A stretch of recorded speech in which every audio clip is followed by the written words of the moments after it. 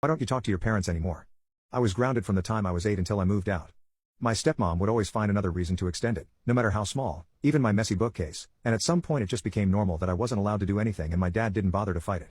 And grounding for me didn't just mean I couldn't play video games, it was everything.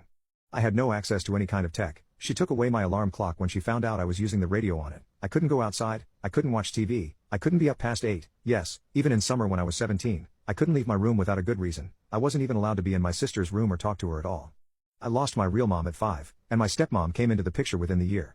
I was still nowhere near recovering, and felt like she was trying to replace my mom, so of course I wouldn't call her mom or anything like that. She and my father married when I was 7 without asking me or my sister, 3 at the time.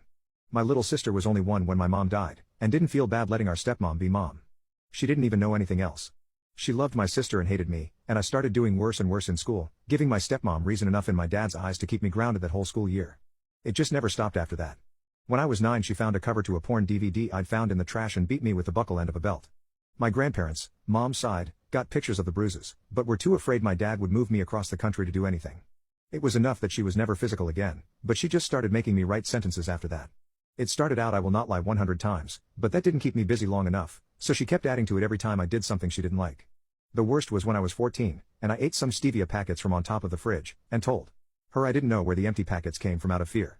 I will not lie, I will not steal. God hates a thief and sin is death. 10,000 times. Due by the end of the month, in December. While I was writing them out, she came by my door, didn't say a word, and just set her belt on the doorknob.